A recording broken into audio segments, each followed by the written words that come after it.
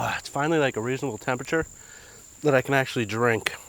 Like I stayed pretty sober for the last few videos because it's just been so hot that if I drink, I might die because I won't pay attention to things like whatever, you know what I mean.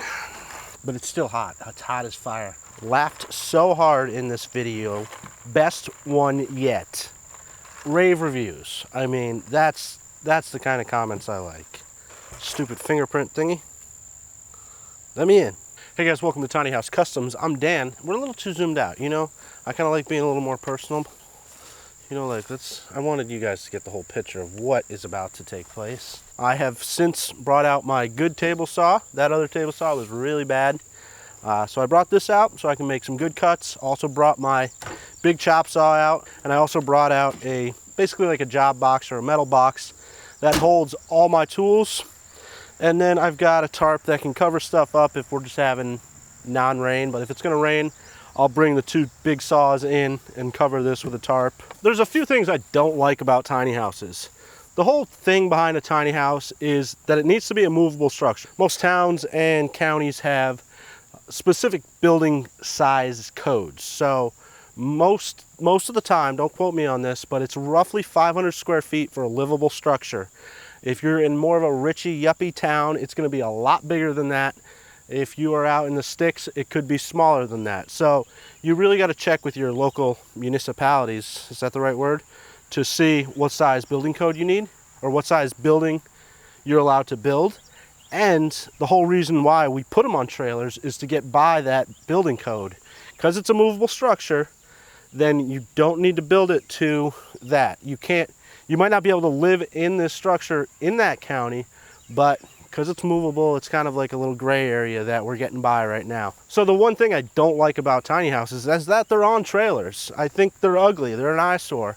I made mine with a removable hitch, so I can take that thing off when I'm finally somewhere permanent, semi-permanent. I can take that off and I don't have that eyesore on the front. And the other thing is the wheel wells, the axles. I don't want to see this thing. It's ugly, I don't like it. Don't like it. So what I'm gonna do is make a frame that is just some ripped 2x4, and I'll make a frame that goes around that and I'll plywood it, and then I'll put a couple screws in it to hold it in there. And then I'll do my cedar shakes and I'll overlap them and weave them in a way so when I need to move it, I can take those screws out, slide this thing down and out. It's gonna be a real complicated piece of equipment, but it'll solve the problem that I'm having, or the problem that I don't like. And then when I get to my permanent location, I can slide it back up in there, and then I can do some kind of skirt piece around the base of the trailer so it gives it more of a finished look. Now this is just an idea I have in my head, so it might not work, but I'm gonna try to do it.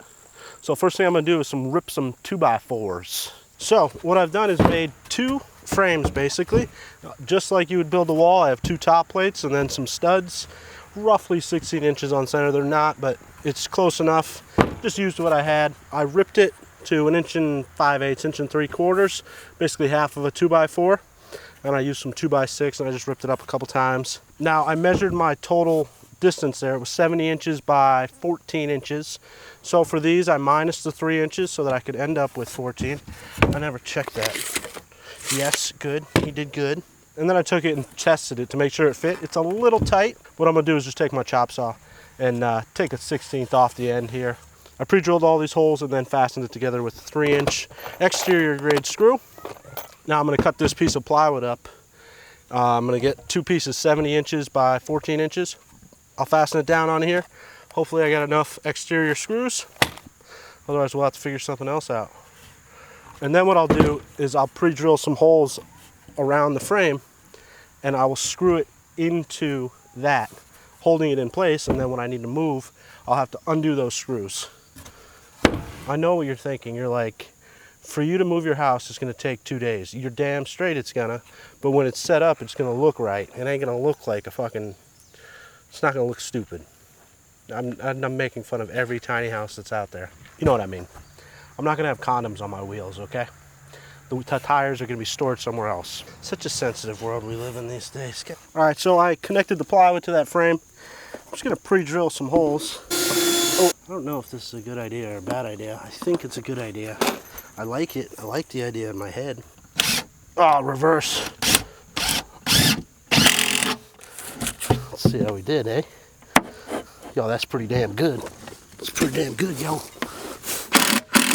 Ow. Oh. I haven't told you guys this yet, but I pulled my hamstring in my right leg, and I just fucked it up again. I've been going easy on it.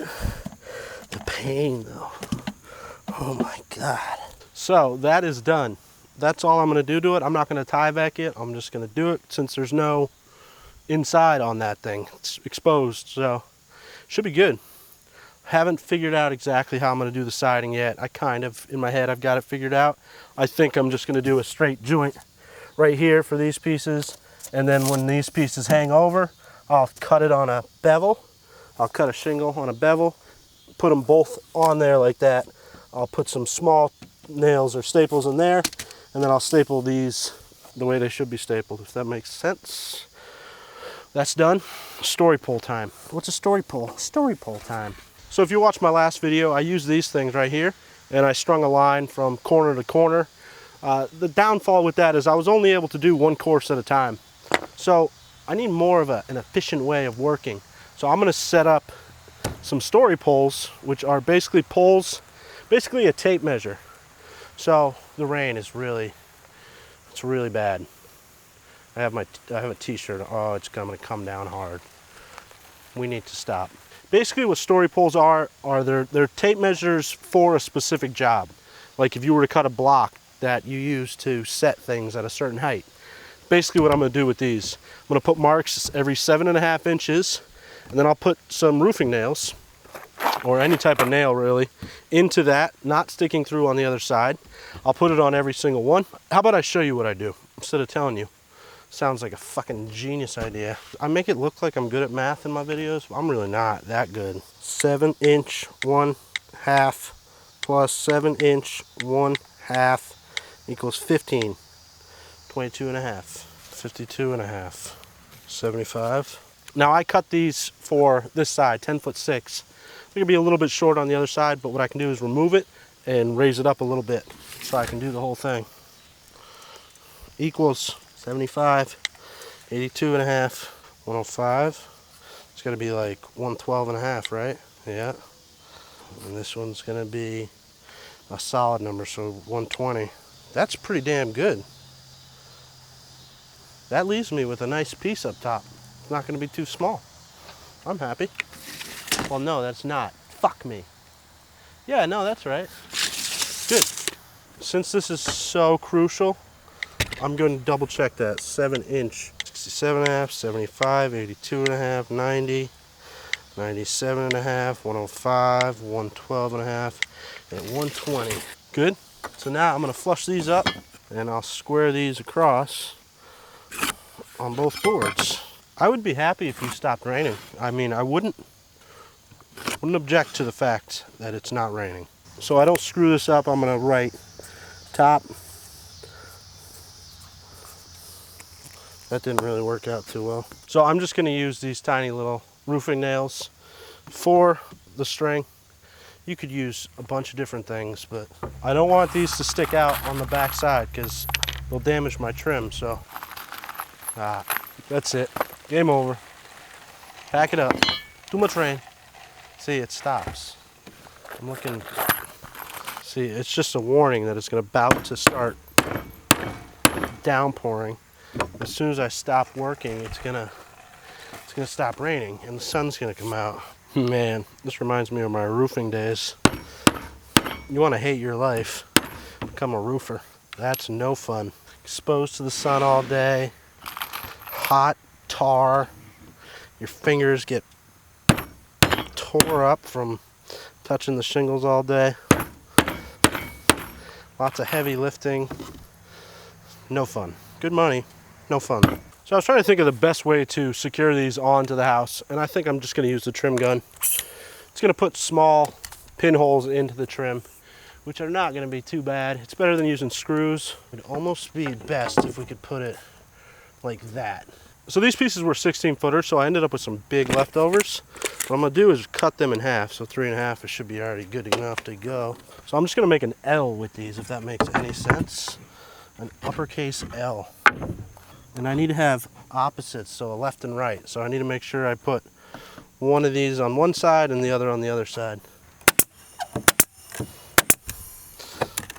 So now I'll just put this piece up to there. Following me? Pick up what I'm throwing down. Hold this flush on the bottom of that trim.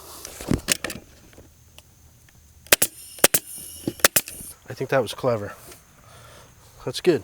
So now I can string my line right on there, and I can do a bunch of lines. I'll have like at least 6.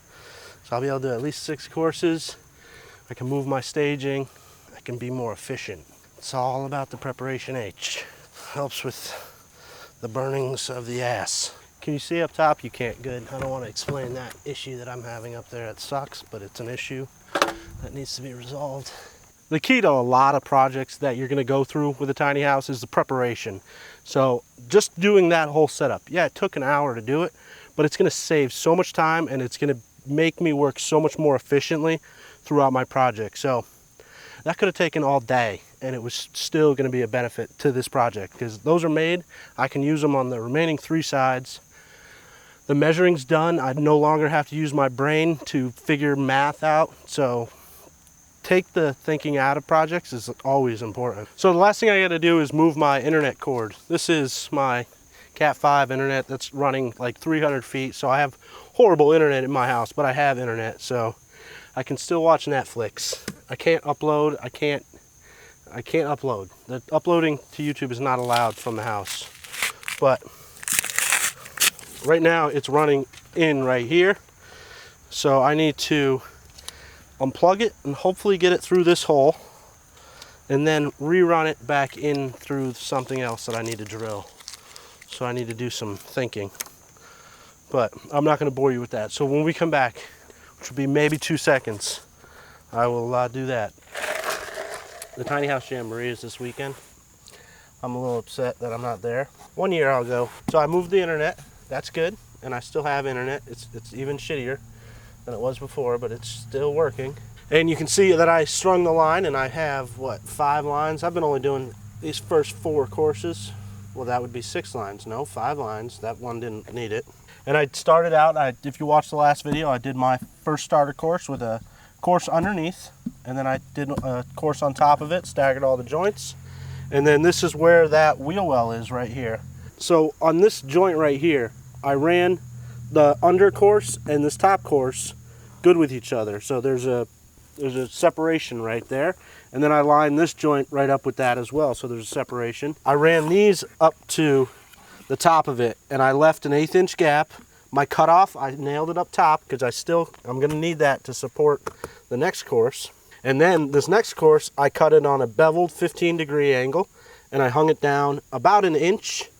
So it should be good. Oh my God, I almost knocked my drink over. That would have been the end of the project. It would have been acceptable to not work anymore. You think if you spend $150 on a tripod that it would be like the easiest thing to use in the world. $150. You gotta be kidding me. Shingling is so easy when it's just like in the field here where there's no windows, no notching, no cutting. But I've got shit almost everywhere. That'll go quick and that section will go quick. Everything else, a lot of cutting. This bottom course, I don't have a line. I'm just holding it basically flush with the bottom of the plywood. Maybe up a 1/16. It don't really matter. And then I'm marking this point right here. And I'll hold that with my knee. I'll grab another one. I like the whites. I like those. I wish I had some really shitty ones that I could use. Because I'm getting used to the different colors and working them in. Bam, so I got 2 marks. Yeah, I'm gonna cut those, eh? So I put that one piece on and it's good with the top of my thing. And then I got the cutoff. I'm just gonna give myself an 1/8 inch gap because this will never be seen. And basically my kerf and my saw took out that amount, so. Oh, that was a little too big. Oh, I split it. So I got a real small one.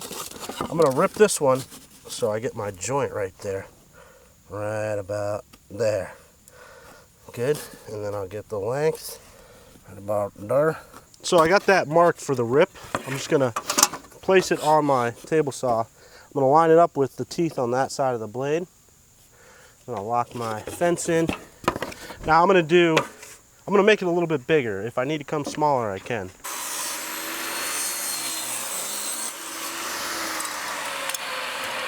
Shh, you're too loud. So can you see that? It's pretty damn close. I'm going to say it's good enough. And then I'll bring it to my chop saw. And I got my mark there. I marked the back side, so it'd be nice if it was on the other side, wouldn't it? So I'll put it here, eh? So that way, when I bring my saw down, I'm not really guessing. I can get it right on. Check it again, make sure it's good, hold it flush. It is within my frame, just hanging out a little bit, which is all right. These littler staples are less likely to split the wood. Oh my God, and it split it.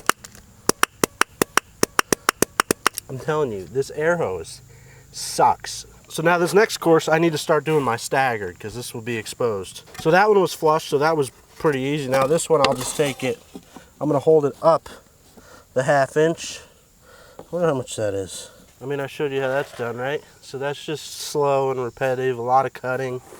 Now this next course, we can just go back, you know? So these are gonna have little imperfections. Like this has got a chip in the corner. So I'm always looking at the piece to try to figure out how to best utilize it and how it's gonna be the prettiest. So I can hide that right there. So I can just put that.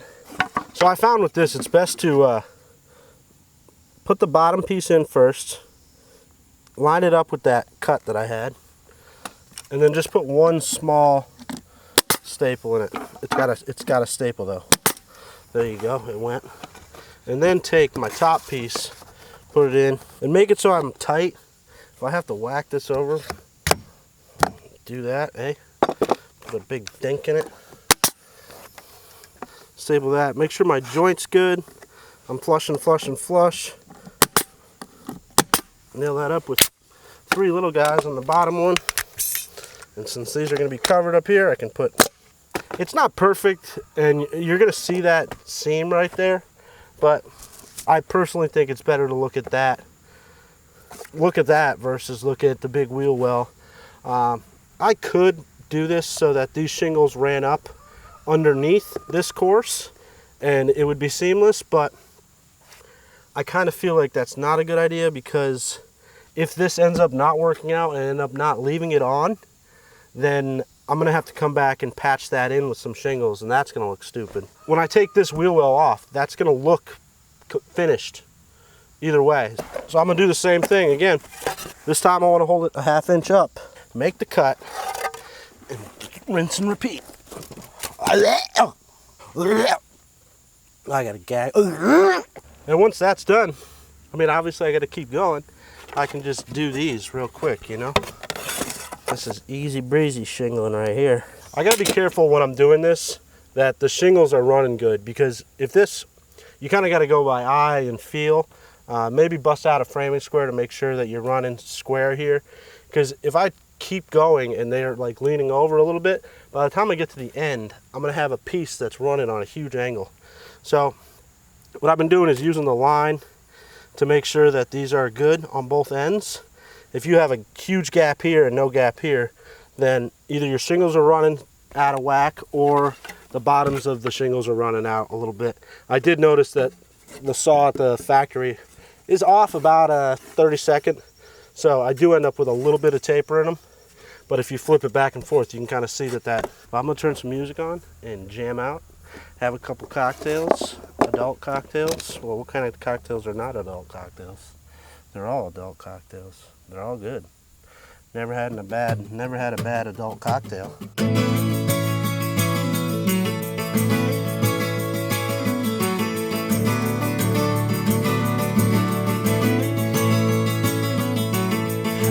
Summer's day in Shepherdstown, an eagle in a thermal is a circling round like a tire on a bike rolling down Columbus Street. But Katie got a little look of hope in her eyes, and her arms unfold, and she looked to the skies and said, I'm gonna learn to fly around with you, yeah. She jumped up high and she fell to the ground and skinned her little knee and made a horrible sound. She tried it again and smiling all the way with her unstoppable grin. Take time, do what you're gonna do, and just smile, you're gonna see it through your wings. So I've shown this in another video, but I really, I didn't realize this until the end of my career as a carpenter, and it's probably one of the best tricks that I've ever seen being used. But if you take your finger and just loop it 8 times, 9 times, 10 times, whatever, hook it on your nail, and then pull it. So the right, yeah, everything is right. Pull it real tight, push this back, pull it, and then if you bring that line back, it's going to double back on itself and it's going to create its own knot. Then I'm just going to loop it, and I'm going to go to the other end and do the other thing, same thing again and again and again. 1, 2, 3, 4, 5, 6, 7, 8, 9-ish. 9-ish. Fuck, don't drop it. Time-lapsey music. Let's do it. Take time, do what you're gonna do. Just smile, you're gonna see it through. Your wings are gonna sprout and you will learn to fly.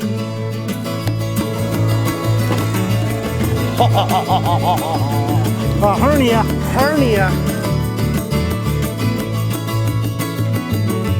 All the other children used to laugh at her. They say your head is in the clouds, and when you come back to earth, the men in the white coats, they will all be waiting for you. But Katie knew that there was something they didn't see, and she climbed up to the top of the sycamore tree and said, look out world, I am gonna fly away.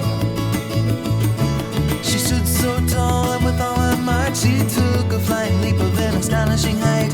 A wind blew through and it carried her high, and Katie knew that she was just beginning to fly. Well, take time, do what you're gonna do, and just smile, you're gonna see it through.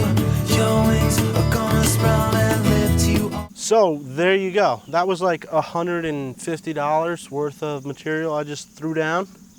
Looks good. I'm happy with it. Hopefully I got enough to do the rest of this wall. I think I should. I should have enough. But I hope you enjoyed this video. If you are new to my channel, make sure you hit that subscribe button. If you would like to support a fully fan-funded tiny house build, links in the description. Just $1 a month. You'll get advanced access to all my content, as well as behind the scenes type videos, just for you type videos. So please join me there. It would be great. I would appreciate it. I'm sick of saying it, but I really appreciate the new subscribers on Patreon, or the supporters. So come on, join me. Don't forget to hit that thumbs up and comment your great knowledge down below. And as always, I will see you on the next video. What's wrong with you? Are you on drugs? Daniel, I'm worried about you. Are you on drugs? Peanut wasn't in this video, was she? She wasn't. Coming. Why the fuck is that so fucking jacked? Are you fucking kidding me? Oh my God. Did that fuck them all? It did fuck them all up. Messed up. I mean,